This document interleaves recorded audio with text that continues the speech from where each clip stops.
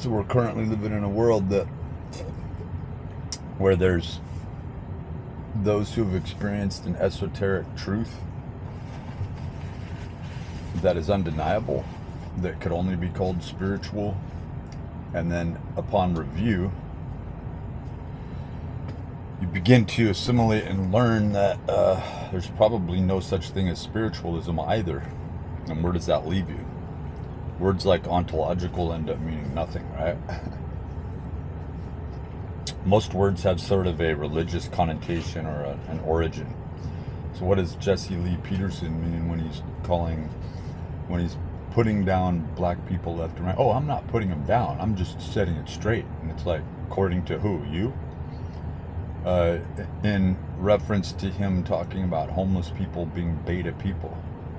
Well, he's kind of seeing things in reverse, right? Where some people are put into a beta position existentially because they do not want to be a part of an existential lie or a mouse utopia. But he's too short-sighted and capitalistic to see that, you see. So where do the people go that see more, that do more, that are aware of more? Nowhere. They by proxy become beta.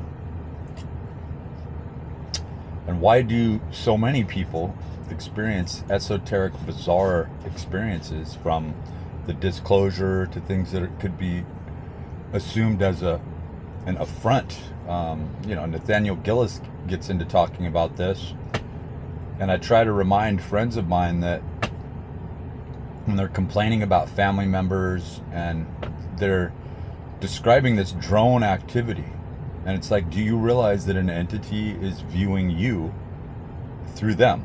Do you realize that when you're not around, they're practically like rag dolls or puppets that are nearly inanimate?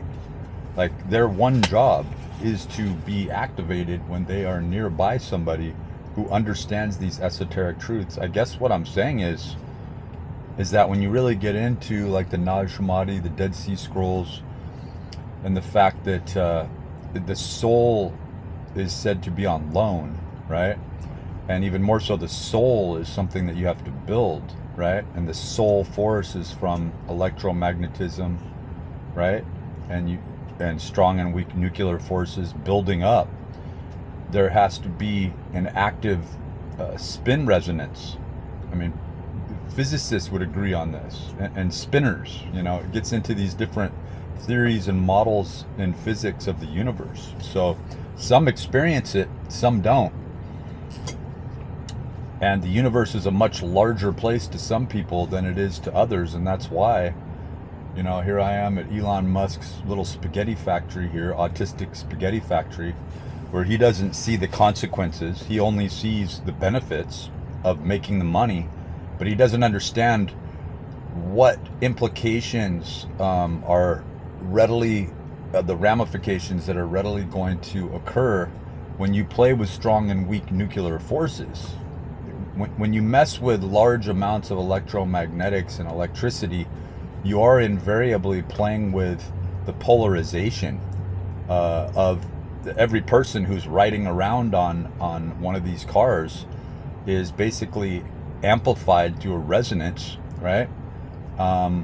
Not only with their thoughts and their daily activities, but the very health that they rely on, their vitality, is being infected and affected.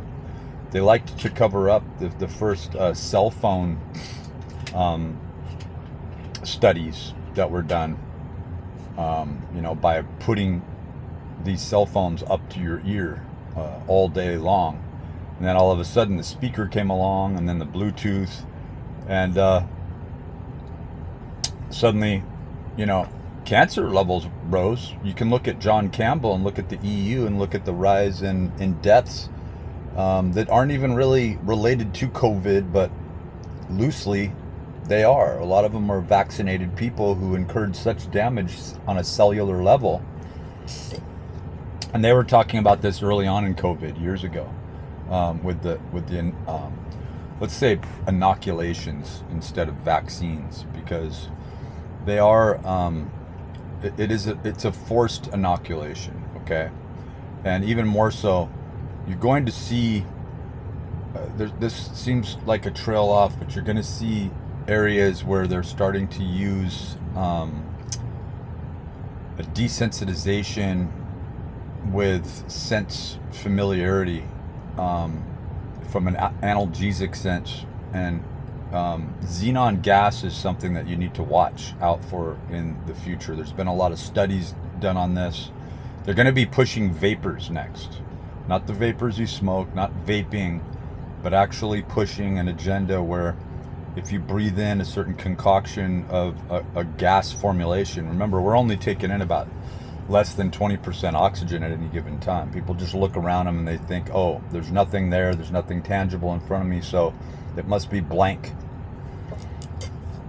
You're breathing in spinning energy, and even more so, you're breathing in a gas solution that only in this climate and zone, under this specific jurisdictional power, one might say, are you able to breathe in such a concoction that is, the percent is so evenly split to where you do have entities that exist within a different gas solution, and it's ample enough for them to thrive.